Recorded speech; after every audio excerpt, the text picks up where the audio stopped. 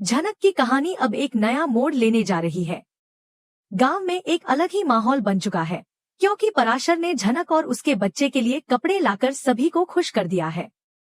झनक के चेहरे पर एक प्यारी सी मुस्कान है, क्योंकि आज उसके बच्चे का नामकरण संस्कार होने जा रहा है।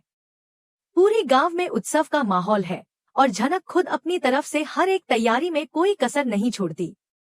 गांव की औरतें उसका साथ देती हैं और सभी मिलकर नामकरण समारोह के लिए खाना भी बनाते हैं। झनक सबके साथ मिलकर खाना बनवाती है और गांव वालों को अपने हाथों से परोसती है, जिससे गांव में उसकी इज्जत और भी बढ़ जाती है। पर इस सबके बीच जब वह अकेली होती है तो उसे अनिरुद्ध की याद बहुत सताती है। वह सोचती है कि काश सर जी यानी अनिरुद्ध यहाँ होते तो वह अपने बच्चे को देखकर बहुत खुश होते और शायद वह भी इस जश्न का हिस्सा होते। झनक के दिल में यह ख्याल भी आता है कि जैसे ही यह बच्चा थोड़ा बड़ा होगा वह उसे सर जी को लौटा देगी। लेकिन वह यह भी जानती है कि अगर वह अभी कोलकाता वापस गई तो अनिरुद्ध उसे फिर से रोक लेंगे।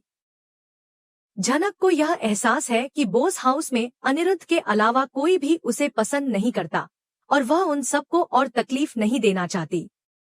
इसलिए वह फैसला करती है कि वह गांव में ही रहेगी, अपने बच्चे के साथ। ऐसे में जब पराशर उसे उदास देखता है तो वह उसके पास आता है और समझाता है कि आज उसके बच्चे का नामकरण है और उसे दुखी नहीं होना चाहिए। वह कहता है कि उसे आंसू नहीं बहाने हैं बल्कि मुस्कुराना है, क्योंकि आज का दिन खास है। वहीं दूसरी ओर कोलकाता में अनिरुद्ध पूरी तरह झनक की यादों में टूट चुका है। वह हर पल बस झनक के बारे में ही सोचता है और उसकी तलाश में लगा रहता है। उधर गांव में झनक का नामकरण समारोह बहुत अच्छे से संपन्न होता है। गांव की औरतें झनक से कहती हैं कि वह डांस करे, लेकिन झनक मना कर देती है। तब गंगा नाम की औरत कहती है कि शहर की लड़की होकर नाचना नहीं आता। गंगा यह नहीं जानती कि झनक एक बेहतरीन डांसर है, जिसने डांस में कई अवार्ड भी जीते हैं। झनक आखिरकार डांस करना शुरू कर देती है और उसका डांस देखकर गांव वाले दंग रह जाते हैं। हर कोई उसकी तारीफ करने लगता है और पराशर भी कहता है कि तुम तो बहुत बड़ी कलाकार निकली। गांव की लड़कियां कहती हैं कि उन्होंने ऐसा डांस कभी नहीं देखा। झनक का डांस वीडियो धीरे धीरे वायरल होने लगता है और अर्शी के हाथों तक पहुंच जाता है। जब अर्शी वीडियो देखती है तो उसे अपनी आंखों पर यकीन नहीं होता। वह तुरंत अनिरुद्ध को यह वीडियो दिखाती है जिसमें झनक के साथ पराशर भी होता है। वीडियो देखकर अनिरुद्ध के होश उड़ जाते हैं। उसे समझ नहीं आता कि यह सब कैसे हुआ। उसकी भावनाएं बेकाबू हो जाती हैं और वह सोच में पड़ जाता है कि क्या झनक वाकई गांव में है। अब आगे यह देखना दिलचस्प होगा कि अनिरुद्ध क्या कदम उठाता है। इसी के साथ कहानी में एक और बड़ा ट्विस्ट आता है जब अर्शी और बिपाशा को झनक की सच्चाई का पता चलता है। रिपोर्ट्स के मुताबिक अर्शी झनक का डांस वीडियो देखकर उसका असली चेहरा पहचान जाती है। वह अब अनिरुद्ध के सामने झनक की सच्चाई को उजागर करने की तैयारी करती है। लेकिन अर्शी का असली मकसद यह नहीं है कि वह झनक को वापस लाना चाहती है, बल्कि वह अनिरुद्ध को हमेशा के लिए अपना बनाना चाहती है। वह आज भी बोस हाउस में जबरदस्ती रुकी हुई है और अनिरुद्ध को साफ कह देती है कि वह उसकी पत्नी है, इसलिए उसे घर से निकालने का कोई हक नहीं है। उधर अनिरुद्ध के दिल में अब भी सिर्फ और सिर्फ झनक ही बसी हुई है। उसे पूरा विश्वास है कि झनक एक दिन जरूर वापस लौटेगी। यही वजह है कि वह हार नहीं मानता और लगातार उसकी तलाश में लगा रहता है। भले ही महीने बीत चुके हैं, लेकिन वह झनक को भूल नहीं पाया है। हर रोज वह यही सोचता है कि कैसे वह झनक तक पहुंच सके। उसकी हर कोशिश अब और भी तेज हो चुकी है और वह किसी भी हाल में झनक को फिर से अपनी जिंदगी में लाना चाहता है। इधर गांव में झनक भी अपने फैसले को लेकर उलझन में है। वह जानती है कि बच्चे को वापस अनिरुद्ध को देना उसका फर्ज है, लेकिन अपने दिल को समझाना उसके लिए आसान नहीं है। पराशर की मौजूदगी में उसे सुकून मिलता है, लेकिन उसकी आत्मा अब भी अनिरुद्ध के साथ जुड़ी हुई है। ऐसे में यह देखना बेहद रोचक होगा कि झनक गांव में रहकर अपने जीवन की नई शुरुआत करती है या फिर किसी दिन वह कोलकाता लौट जाती है। झनक अब उस छोटे से गांव में पूरी तरह से बस चुकी थी, जहां वह एक नई पहचान के साथ जी रही थी। वह वहां सभी को यही बताती थी कि वह पराशर की पत्नी है, हालांकि सच्चाई कुछ और ही थी। उसका पराशर से कोई वैवाहिक रिश्ता नहीं था, लेकिन गांव वालों के बीच उसने यह बात छिपाई हुई थी ताकि किसी तरह की सामाजिक मुश्किलों से बचा जा सके। पराशर और झनक के बीच एक मौन समझदारी बन गई थी, जिसमें कोई बंधन नहीं था, लेकिन एक गहरा सम्मान और सहानुभूति जरूर थी। झनक अब पूरी तरह उस बच्ची की मां बन चुकी थी जो दरअसल अनिरुद्ध की बेटी थी। उस बच्ची से उसे इतना लगाव हो गया था कि उसके बिना वह एक पल भी नहीं रह सकती थी। वह खेतों में काम करती थी, मजदूरी करती थी और हर दिन उस बच्ची के लिए संघर्ष करती थी ताकि उसकी परवरिश अच्छे से हो सके। गांव में सभी लोग झनक की तारीफ करते थे। कोई उसे मेहनती कहता तो कोई ममता की मूरत। उसकी सादगी और मेहनत ने सबका दिल जीत लिया था। वहीं पराशर भी अब झनक की बेटी को अपना मान चुका था। उसे उस बच्ची से इतना स्नेह हो गया था कि वह भी उसके बिना अधूरा महसूस करता। धीरे धीरे वह झनक से भी जुड़ने लगा था, लेकिन वह जानता था कि झनक का दिल अब भी किसी और के लिए धड़कता है।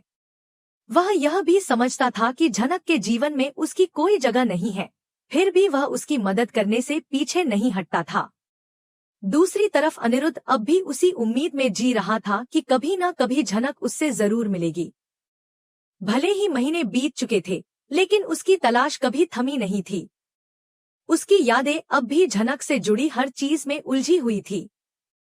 तभी एक दिन किस्मत ने कुछ ऐसा मोड़ लिया कि किसी ऑफिस के काम से अनिरुद्ध को एक गांव जाना पड़ा, और वह गांव कोई और नहीं बल्कि वही था जहां झनक अपना नया जीवन बिता रही थी। अनिरुद्ध को इस बात का कोई अंदाजा नहीं था कि वह झनक के इतने करीब आ चुका है। गांव में कदम रखते ही अनिरुद्ध को कई बातें असामान्य लगने लगी। उसे ऐसा महसूस हुआ जैसे किसी जानी पहचानी खुशबू में वह सांस ले रहा है। रास्तों, खेतों और हवा में झनक की मौजूदगी का एहसास उसे बार बार हो रहा था। उसकी नजरें अनजाने चेहरों में झनक को ढूंढने लगी। तभी एक दिन वह खेतों की तरफ निकला, जहां उसकी नजर एक महिला पर पड़ी जो सिर पर पल्ला डाले मिट्टी में सने हाथों से मेहनत कर रही थी। अनिरुद्ध के कदम वहीं ठिठक गए। उसे लगा जैसे वक्त थम गया हो। वह कुछ देर तक बस उसे देखता रहा और फिर धीरे धीरे उसके पास पहुंचा। उसे उस महिला की चाल, उसकी काया और उसकी ऊर्जा में झनक की छवि दिख रही थी, और तभी उसे यकीन हो गया यह झनक ही थी। जब झनक ने अनिरुद्ध को देखा तो वह अंदर से हिल गई, लेकिन उसने खुद को संभाला और तुरंत अपनी पहचान छिपाने की कोशिश की। अनिरुद्ध ने सीधा उससे सवाल किया, क्या तुम झनक हो? लेकिन झनक ने झूठ बोल दिया। उसने कहा कि आप गलत समझ रहे हैं, मैं कोई और हूँ। मगर बच्चे की मौजूदगी और झनक की उस बच्ची के साथ गहरी बॉन्डिंग देखकर अनिरुद्ध को यकीन हो गया कि यह वही बच्ची है जिसे वह ढूंढ रहा था, और यह वही झनक है जो उसकी जिंदगी थी। अब झनक के सामने सबसे बड़ी दुविधा खड़ी थी। क्या वह अनिरुद्ध को सच बताए कि यह बच्ची उसी की है? क्या वह अपनी मजबूरियों से ऊपर उठकर अपने दिल की आवाज सुनेगी, या फिर वह उस डर में रहेगी कि अनिरुद्ध उसे माफ नहीं करेगा? उसके भीतर एक जंग चल रही थी, माँ का फर्ज निभाने की, सच्चाई बताने की और अपने अतीत से लड़ने की। वहीं दूसरी ओर अनिरुद्ध के मन में कोई संदेह नहीं बचा था। उसने आंखों से सब कुछ देख लिया था और दिल से सब समझ लिया था। अब वह सिर्फ झनक से यह सुनना चाहता था कि वह वही है और यह बच्ची उसकी ही है। जब यह सच्चाई आखिरकार अनिरुद्ध के सामने आती है तो वह स्तब्ध रह जाता है, लेकिन उसे गुस्सा नहीं आता। उसे सिर्फ दर्द होता है उस समय का जो उसने झनक के बिना गुजारा, उस दूरी का जो झनक और उसकी बेटी के बीच बन गई थी। पर वह झनक से कोई सवाल नहीं करता, क्योंकि उसका प्यार अब भी उतना ही गहरा था जितना पहले था। लेकिन अब झनक के दिल में सवाल उठता है कि क्या वह खुद को उस प्यार के लायक मानती है? क्या वह बीती गलतियों और मजबूरियों को भूलकर दोबारा एक नई शुरुआत कर सकती है, या फिर वह अपने बच्चे की खातिर एक बार फिर उस प्यार से दूर चली जाएगी? कहानी अब एक ऐसे मोड़ पर पहुंच चुकी है जहां हर किरदार के लिए फैसला लेना आसान नहीं है। यह प्यार, त्याग और सच्चाई की परीक्षा का वक्त है। एक तरफ अनिरुद्ध है जो आज भी उसी प्यार के साथ खड़ा है और दूसरी तरफ झनक है जो अपने कर्तव्यों, समाज की बंदिशों और अपने अंदर के द्वंद्व से जूझ रही है। अब देखना यह होगा कि क्या झनक उस बंधन को तोड़कर अनिरुद्ध के साथ अपने रिश्ते को नया नाम दे पाएगी या फिर वह अपनी आत्मग्लानि और जिम्मेदारियों के आगे हार मान लेगी। तो दोस्तों, अब कहानी में आगे क्या होगा ये जानने के लिए जुड़े रहिए। आपके क्या विचार हैं इस मोड़ पर पहुंच चुकी इस कहानी के बारे में? कमेंट्स में जरूर बताइए और अगर अभी तक चैनल को सब्सक्राइब नहीं किया है तो कर लीजिए ताकि कोई अपडेट आपसे छूट ना जाए।